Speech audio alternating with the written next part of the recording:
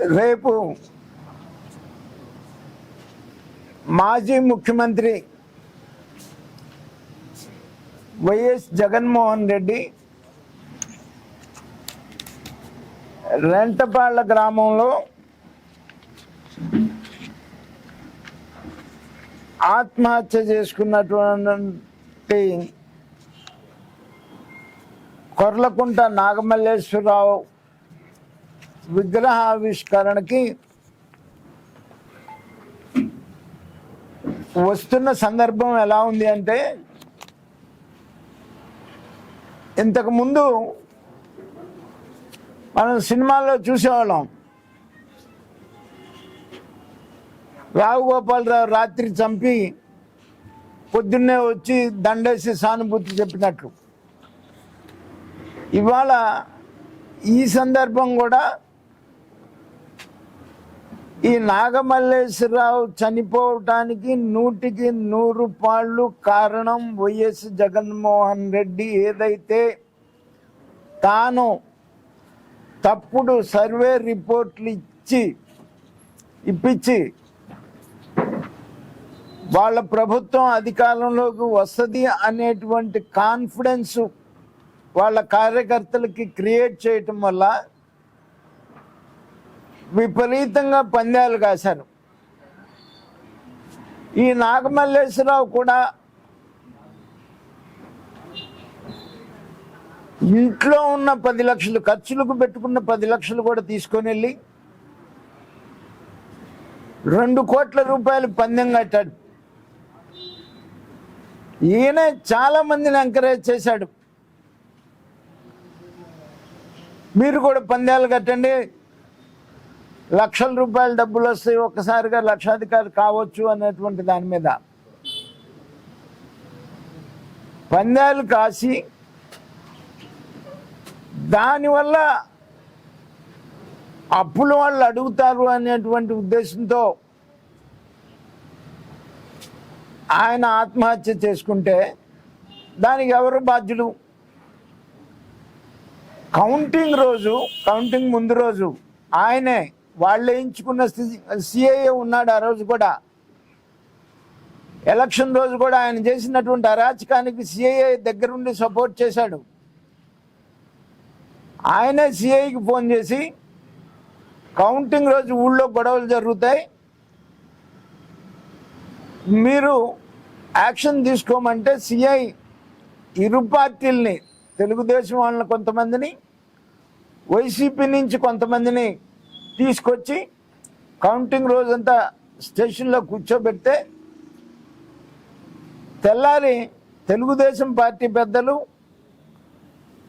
YCP తరపున నాగమల్లేశ్వరరావు తండ్రి ఇద్దరు, 2 పార్టీల పెద్దలు వెళ్ళి బైండ్ ఓవర్ చేసుకొని 2 పార్టీల పెద్దలు ఇద్దరిని స్టేషన్ నుంచి బయటికి తీసుకొచ్చిన తర్వాత ఈ అప్పుల ఒత్తిడి ఎక్కువ ఉంటుంది,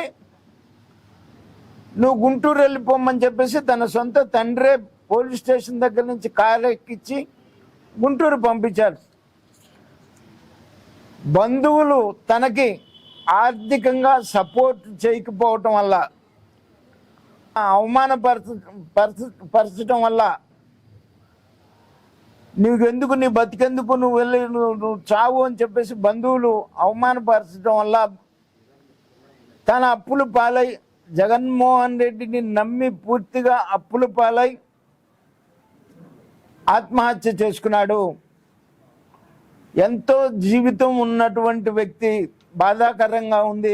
ఒక యంగ్స్టర్ ఎవరైనా కావచ్చు, ఏ పార్టీ అన్నా కావచ్చు, ఒక యంగ్స్టర్ ఎంతో జీవితం ఉన్నటువంటి వ్యక్తి, భార్యలు ఉన్నటువంటి పరిస్థితి, మరి అటువంటి వ్యక్తి, ఎంతో జీవితం ఉన్నటువంటి వ్యక్తి జగన్మోహన్ రెడ్డి వల్ల మరి చనిపోతే ఇవాళ దాన్ని ఓదార్పు రావటం అంటే, నేను చెప్పిన సామెత ఏదైతే ఉంది, రావుగోపాలరావు రాత్రి చంపి పొద్దున్నే దండయటానికి వచ్చినటువంటి పరిస్థితి తప్ప అంతకన్నా ఇంకొకటి కాదు.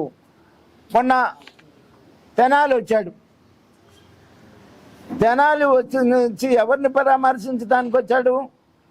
గంజాయి బ్యాచ్ని, రౌడీ షీటర్లని. అంటే తన ప్రభుత్వంలోనే నార్కోటిక్ కేసులు, రౌడీ షీటర్సు అతనే పెట్టాడు.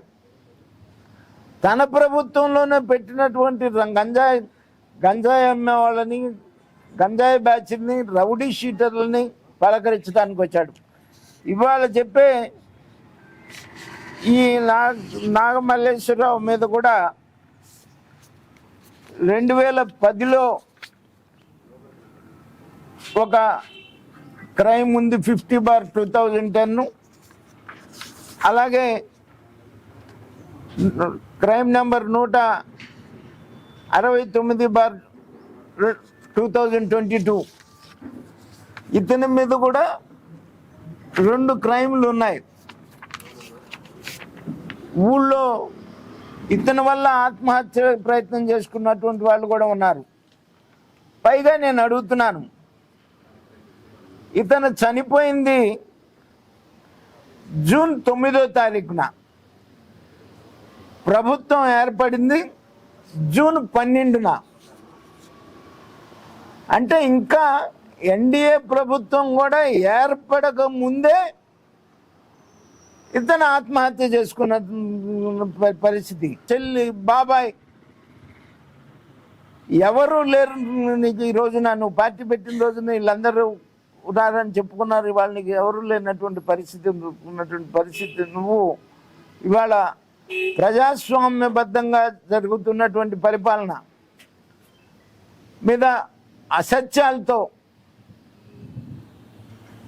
మళ్ళీ ప్రజల్ని నమ్మించాలని చెప్పేసి నువ్వు ప్రయత్నం చేస్తే మళ్ళీ రేపు 2029లో జగన్మోహన్ రెడ్డి నీకు ఇవాళ 2024లో వచ్చి ఇచ్చిన 11 సీట్లు కూడా నీకు దక్కేటువంటి పరిస్థితి ఉండదు. ఇటువంటి అరాచక ప్రభుత్వం, నీ అరాచక ప్రభుత్వానికే, నీ అరాచకత్వానికే, నీ రాక్షసత్వానికే నీకు ప్రజలు బుద్ధి చెప్పారు 24లో. మళ్ళీ ఇవాళ ఇదే అరాచక శక్తుల్ని ప్రోత్సహించడానికి నువ్వు రాష్ట్రంలో బయలుదేరావు అని అంటే ఇంకా ప్రజలు 2029లో కూడా నీకు ఆ 11 సీట్లు కూడా వచ్చేటువంటి పరిస్థితి ఉండదు. ఇవాళ నిన్నటిదాకా చెప్పారు తల్లికి వందనం ఇవ్వట్లేదని. ఇవాళ తల్లికి వందనం ఇస్తుంటే ఏం చెప్పాలో అర్థం కాక ఇటువంటి డైవర్షన్ పాలిటిక్స్ చేయడం కోసం మరి బయలుదేరి ప్రజల్ని మోసం చేస్తారు. మీరు 2019కి ముందు ప్రజల్ని మోసం చేశారేమో, కానీ ఇవాళ నువ్వు 19 నుంచి 24 వరకు నీ అరాచక రాక్షస పాలన చూసిన తర్వాత నువ్వు ఏమి చెప్పి కూడా ప్రజల్ని నమ్మించలేవు అని చెప్పేసి నేను ఈ సందర్భంగా జగన్మోహన్ రెడ్డికి చెప్తున్నాను. జగన్మోహన్ రెడ్డి ఇప్పటికైనా ఆలోచించుకొని తన పర్యటనని విరమించుకుంటే బాగుంటుందని చెప్పేసి నేను ఒక సీనియర్ రాజకీయ నాయకుడిగా నేను ఆయనకు సలహా ఇస్తున్నా. ఎందుకంటే చనిపోయింది నీ వల్లే కాబట్టి. ఏం ఆధారిస్తావు వచ్చి, ఏం చెప్తావు రేపు, ఏం చెప్తావో చెప్పాలని చెప్పేసి నేను అడుగుతా ఉన్నాను.